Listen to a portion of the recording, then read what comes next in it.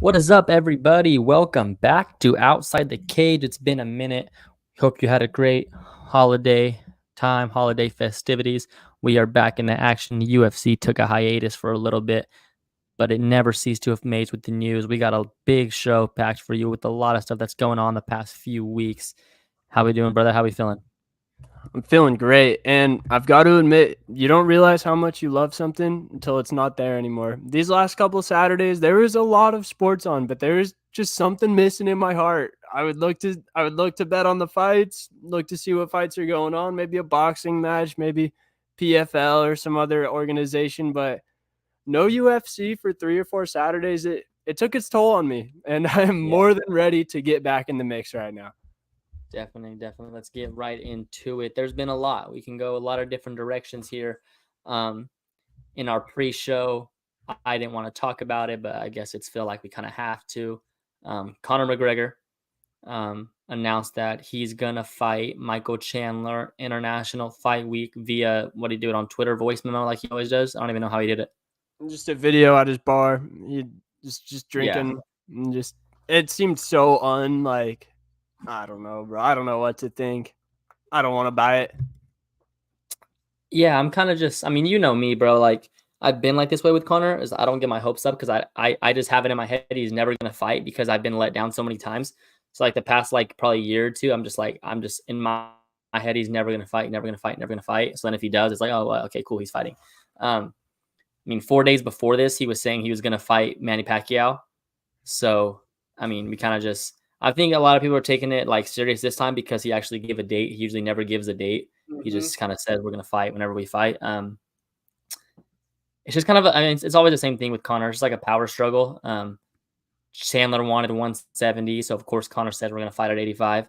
Um, I don't think I don't think there's a chance that fight happens at 85. There's no way. Chandler's way too small. I think if it does happen, it happens at 70. Um, International Fight Week, cool. Does it happen?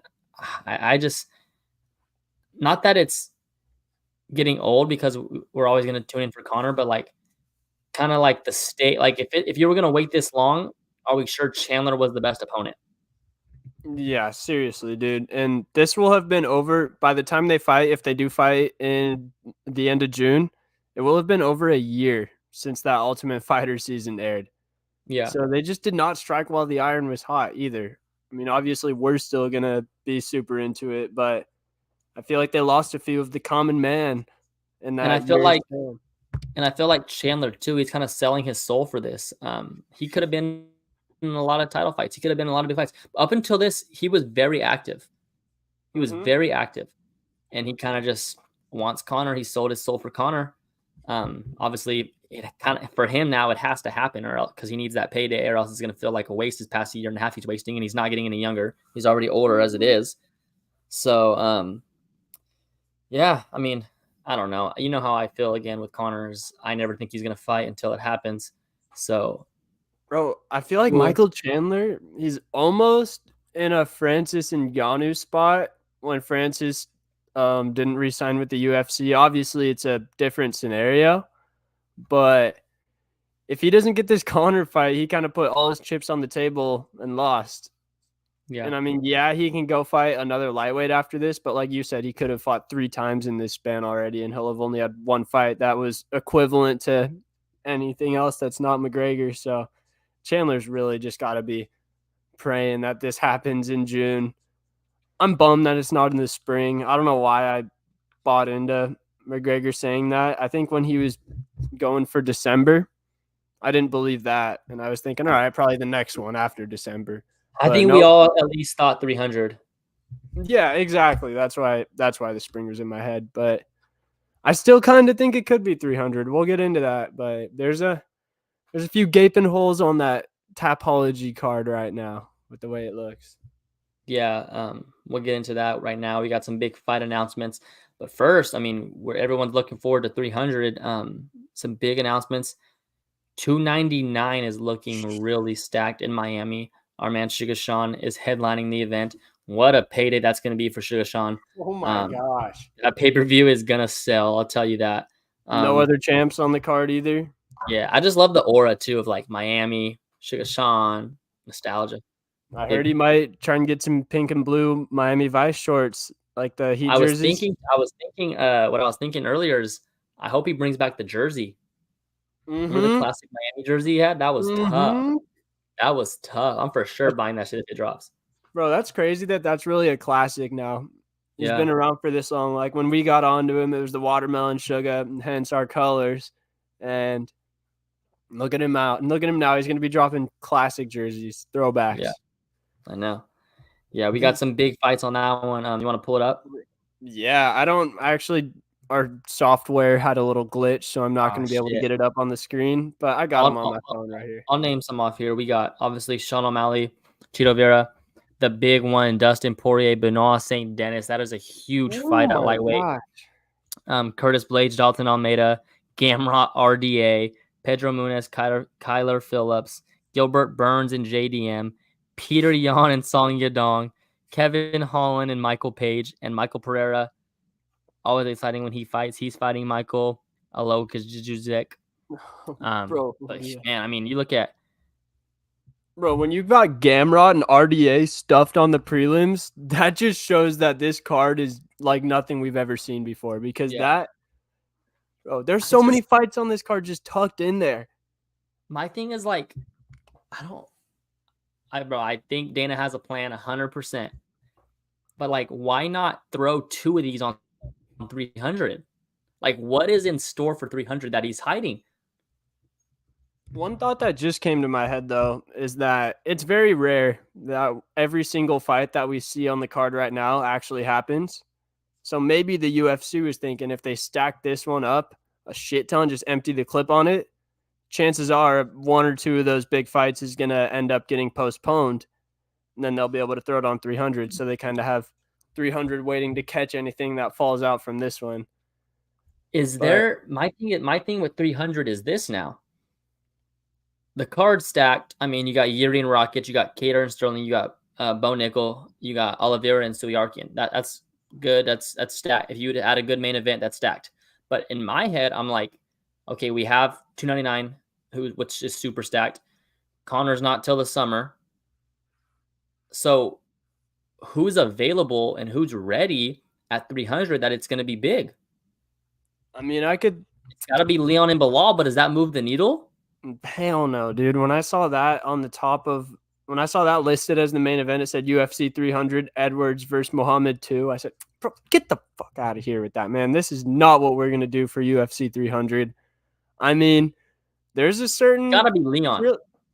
There's a certain trilogy in my mind. This one's out there, but I've seen it in the comments. I've seen a little Adesanya Pereira 205 action. I know it doesn't really make sense, but that light heavyweight division never really has made sense. And UFC 300, it's not supposed to make sense. It's supposed to be some out of this world crazy shit. So if all else fails, that's it. That's the name. I think that's the one that I would be missing. I mean, Adesanya Pereira, that's really one of the only ones that would reach McGregor level excitement. Obviously, neither of those guys on their own are as big as Conor, but when they fight each other, the whole world stops to watch. Yeah, I mean, that got you a little fired up right there. It did. I don't know. But like I said, like, I think for 300, the next fight that drops, the main event of 300 is going to be like, whoa, what the fuck? Like, so that's what I'm saying. There's only a few names that would do that for me. Yeah. I think even a Hamzat versus Izzy on 300, that couldn't be a main event, but that's an elite fight. I definitely could see Hamzat working his way to 300. He's for sure the next big name. I don't know. Islam makes sense, but it's during Ramadan, so chances are he's not going to fight during that time of year. You got to think too. Depending how the Strickland Duplessis fight ends, they can get on 300. Yeah, that's very true. Have the winner of, the winner of Costa Whitaker on 298. Be waiting for that. I mean, you can do Izzy and Strickland too. Mm-hmm. But I just think I think we're like 300 feels close. It's not that close. So I mean, we still got all these fights on 297 that could come up. I think Strickland and Izzy sells, but yeah, I mean, yeah, It that just 205, doesn't. Yeah. it doesn't move the Nah. needle.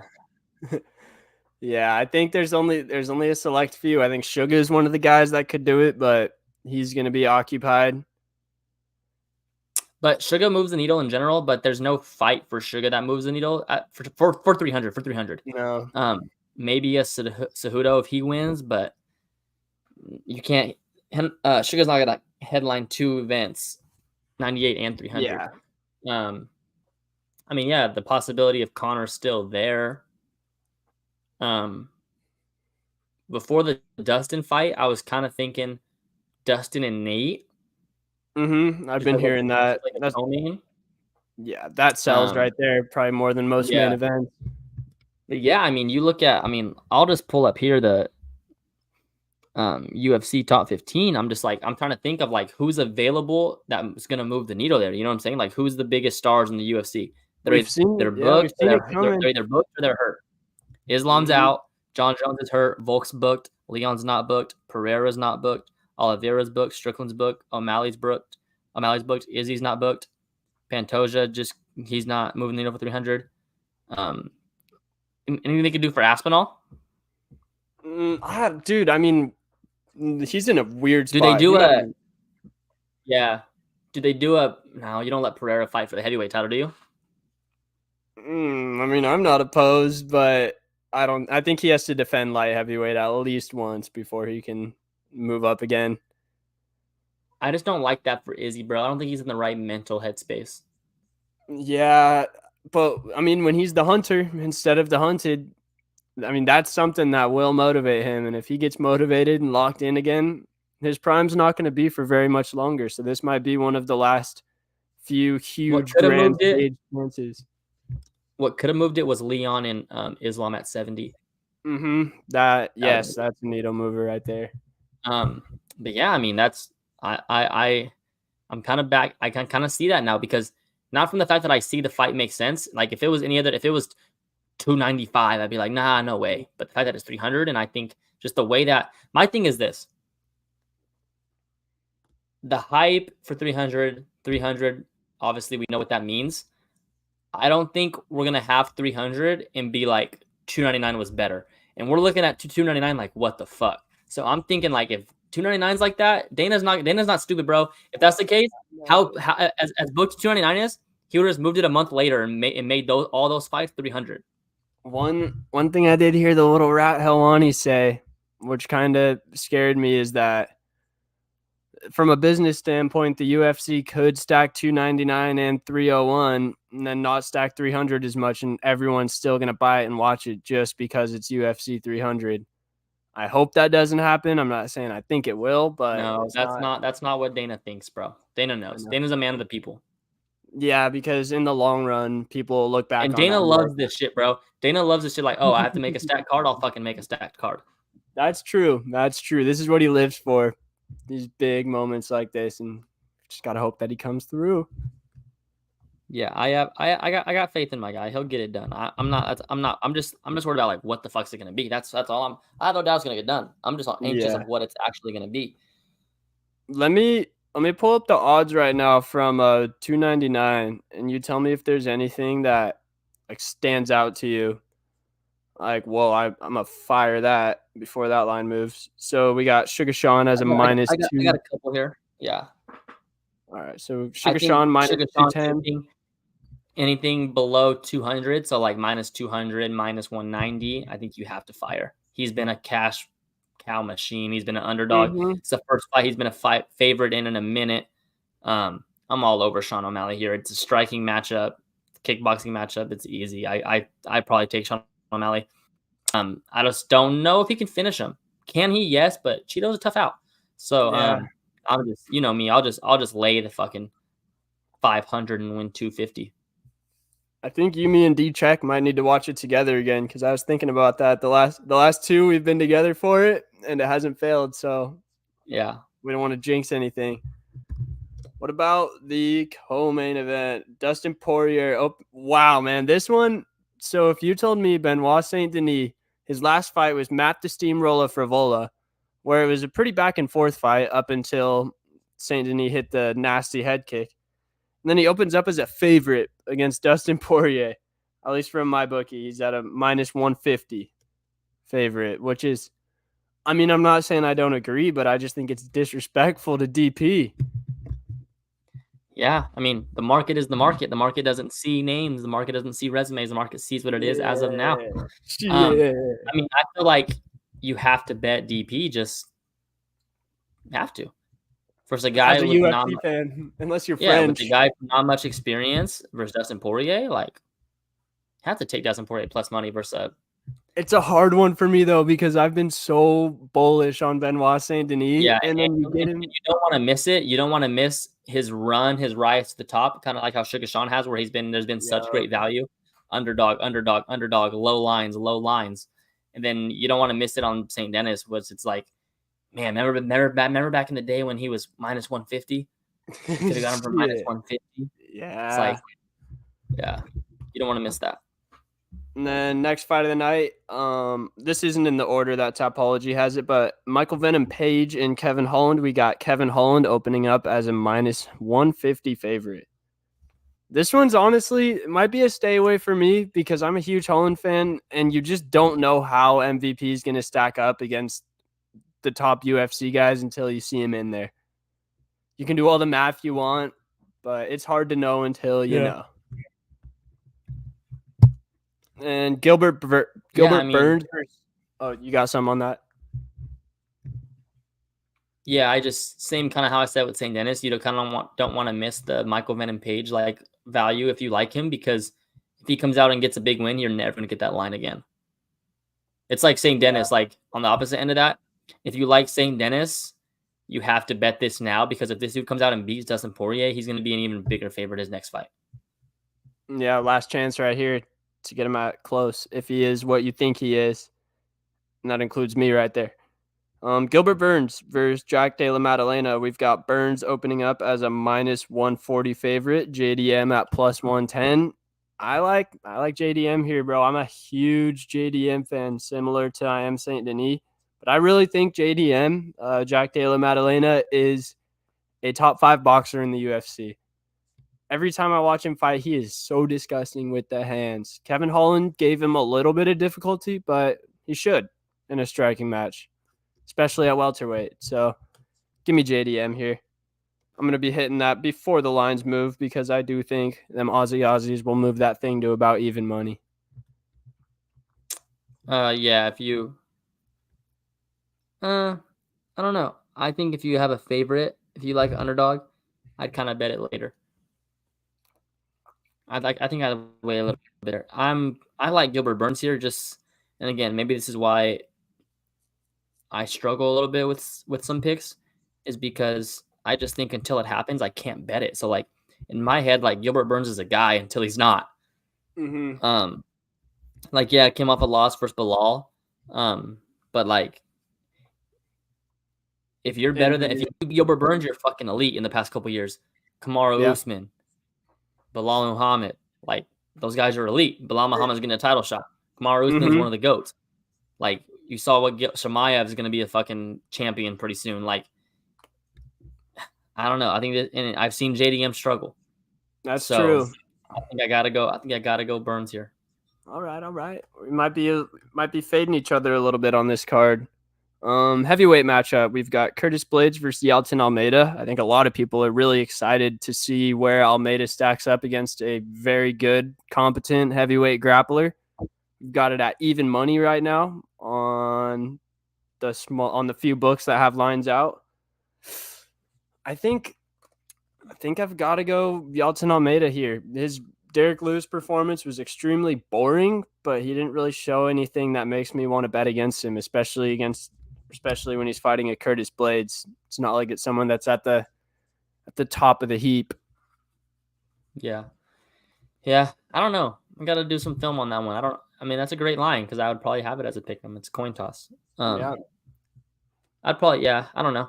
Probably say it depends on how you value Almeida. If you think he's an up and coming guy, like I said in the previous matchups we've discussed, kind of just got to take him. Yeah, that's true. Fucking, I can't believe Gamrot and RDA is this far down on the card. It has me shook. But we've got Matej Gamrot opening as the biggest favorite on the card so far. He's minus 270 against RDA. RDA coming in at plus 185. I want to bet RDA, but I totally see where they're coming from. I see it. Yeah, I think yeah. Gamrot's just too technical. He's not really going to take any risks for RDA to exploit him. He'll probably just end up winning a decision. What's the Peter Yan and Song Yadong line? Oh, yeah. I skipped right over it. We've got Peter Yan at a minus 155 favorite over Song Yadong at plus 125. They like Peter there. I see it. Yeah, it's a good chance for him to get back on track, but when you lose that many in a row, it's got to creep into your head a little bit, right? But they all have been on the margins. Yeah, he's had a lot of bad luck recently, and it's not even. I mean, not even bad luck. It's just two fights that could have gone his way didn't. Mm-hmm. Even the second Aljo fight, you could make an argument that Peter won that one. Yeah. So, yeah, man, crazy fucking sport, dude. There's nothing like it where you lose 2 or 3 close decisions, and now you're fighting Song Yadong on the first fight of the main card, and Suga's headlining it, getting all the pay-per-view points. One thing I'll say is just stay patient for 300. It's still a long time away. Just stay patient. We have a lot. We barely finalized 299. What, 2 weeks ago? A week ago? Just be patient. Relax. That's true. I mean, Volt could even get on this thing with the way that he operates. Relax. Just relax. But you got the Izzy thing in my head now, so I'm not calling for it yet. Maybe in a week from now, I'll get on here and demand it. But it's in my head. I'll just let you know I'm thinking about it. The pot's begun to get stirred a little bit. Yeah. Because there's not many what the fuck's names left on there, and that's one of them. That was one right there. Yeah. How about this weekend? We've got a solid fight night to get us back in the groove, headlined by the rematch of Magomed Ankalaev versus Johnny Walker. Ankalaev opening up as a huge favorite, minus 500. Johnny Walker plus 400. I mean, we saw this fight kind of play out or almost play out a couple months ago. Ankalaev was rocking him on the feet, had him in a pretty bad spot, and then need him in the head. So I think it might go kind of similar, but no need in the head. I mean, off what we saw, kind of gotta go Ankalaev there. I really like the Matthias Nicolau Manel Kape fight here. I'm a fan of that one, bro. This is a sneaky, very good card. There's not too many fights on this card that I won't be invested in. Like, every fight has at least one name that has me tuning in. Do you have someone you like? I like Manel Kape, even for the steep value, coming in at a minus 270. I like Kape a lot too. Kape's a guy. Yes, bro. He went at CKB. I respect it when he's standing right next to him within arm's reach, that much smaller. If you're gonna do it like that. Don't do it hiding behind a screen or hiding behind security guards and all that. Did it like a man would. Yeah. Jim Miller still out here doing it. Saying we want to get him on UFC 300, so he's got to get out of this one clean. He's fighting Gabriel Benitez. We've got this one. I don't know. I can't bet against Jim, but I do have to say 85% of the Tapology crowd had Jim Miller winning, but the odds only have him at minus 140. Yeah, it's hard fight to bet on. Yeah.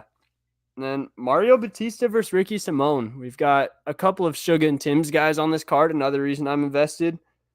Batista didn't look great in his last fight on the UFC Suga card in Boston.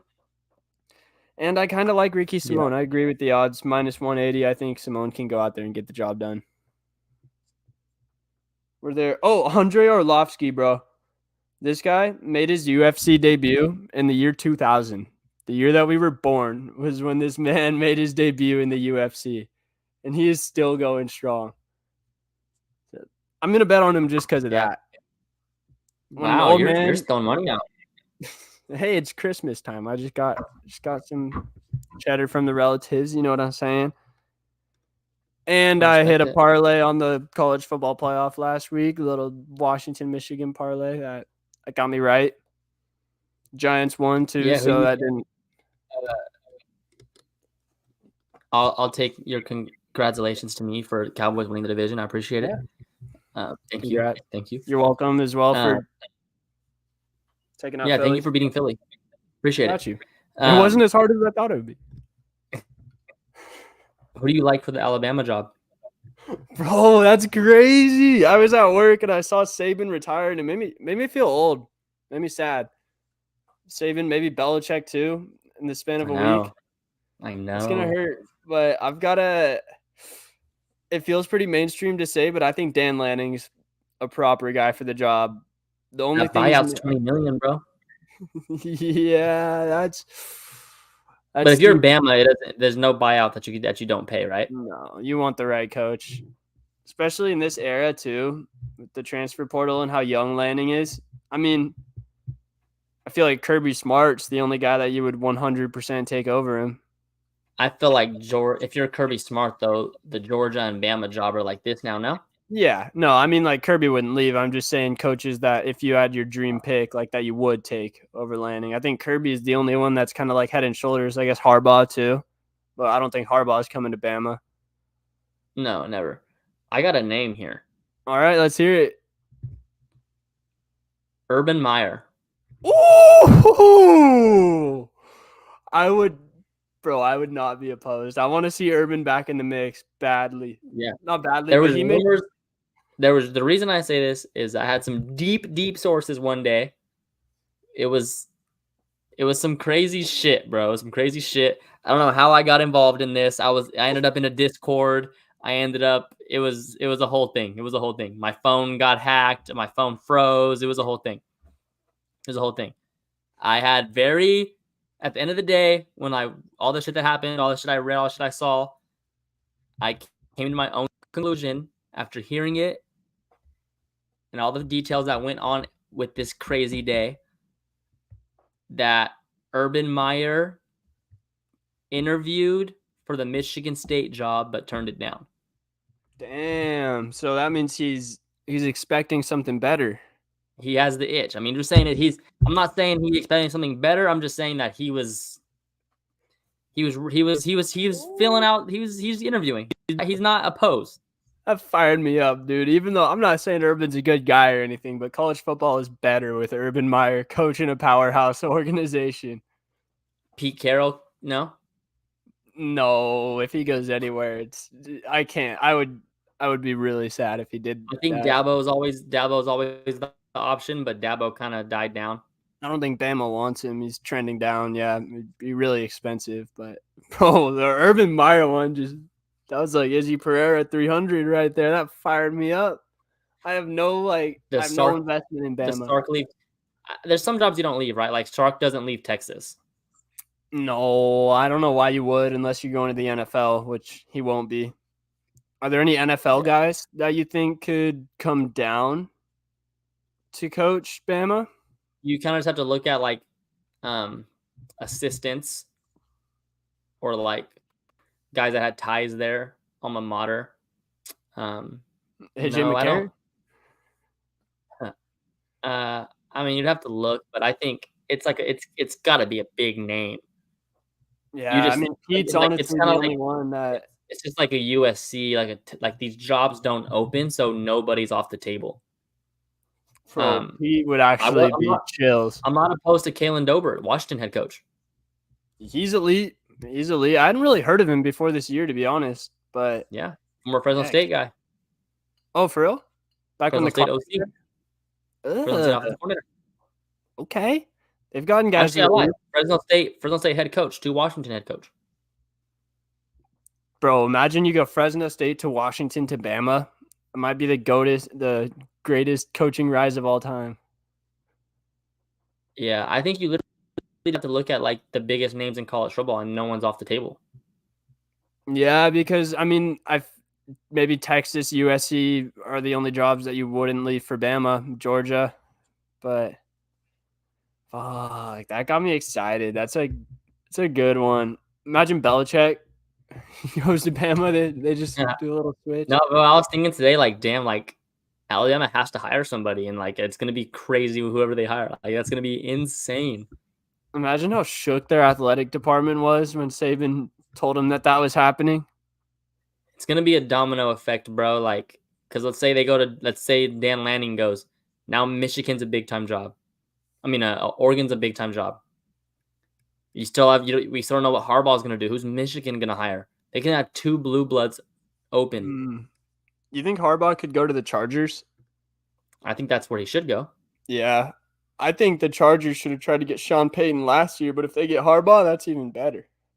Yeah, I think he should go there, or he should go somewhere with a lot of cap space, or like maybe until today, I would have probably said Chicago because they get the one pick, gets to pick his quarterback. It just depends on him as how he has these quarterbacks rated. If he Yeah. thinks there's no one in the draft better than Herbert, and I think the Chargers is the best win now roster.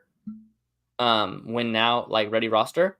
Then you go the Chargers, but if he might have Caleb Williams as the next whatever, so you get Chicago, you get to pick your quarterback. So I mean, it all has to make sense for him. I'm sure he knows who he likes, who he doesn't like. So it's what he wants. I think the Chargers are obviously the best option because they have kind of the guy ready. Like the hardest thing to do in the NFL is find a franchise quarterback, and they have one. Yeah, that's why you feel like the Chargers aren't that bad of a situation. Yeah, and then you think if you draft one, you don't know. Like we know what Justin Herbert is. We know what he is. You know what Caleb's going to be. Even if he could be great, you're not. No. I think Atlanta's a good job just because that division sucks. And they have good skill players too. Yeah, I think if you're any coach, you think that you can win that division. Tennessee, I don't know. Quarterback situation's fucked. I like Mike Vrabel as I'd probably Jim Harbaugh and Mike Vrabel are my top two guys in this cycle that I'd hire. Yeah, I think Vrabel goes to New England if Belichick ends up retiring or getting fired. I was thinking that, but it depends how he leaves. I think if he goes into the front office, but that's the thing though, is he can't retire from coaching and go into the front office because that's the reason has bad rosters because he doesn't. Because he's the GM. Yeah, so he's like, if he's out, he's out. So I think if he's out, I don't think Bob Kraft hires his tree. That's true. Yeah, Vrabel's like and they already have Gerard Mayo on that stuff. He's been there for the past couple of years. He's the guy they go over Vrabel. Basically, yeah, same thing, but a guy that's been in-house.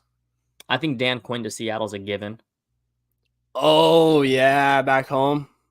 That's going to hurt you, bro. He's really one of the best defensive coordinators of all time. Yeah, I think that. You don't know, bro. Everyone's saying Philly's going to fire Sirianni. People underestimate coordinators.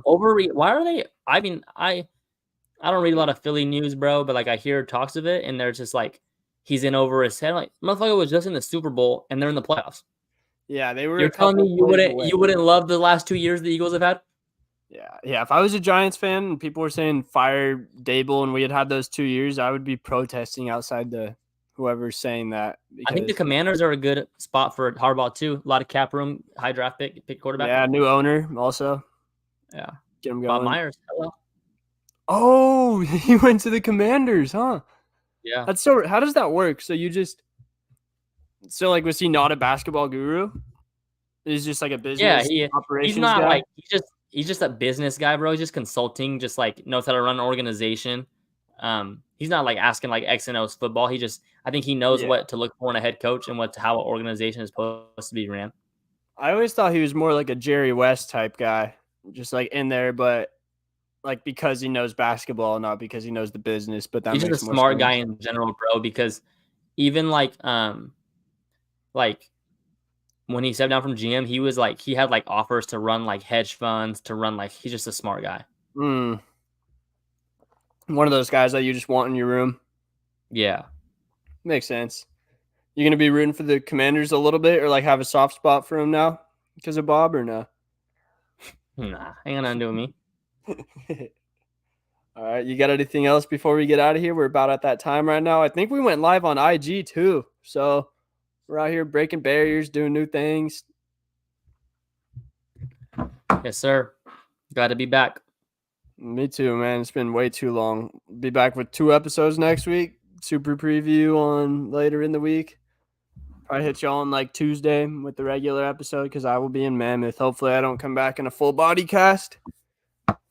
And till next week, doses.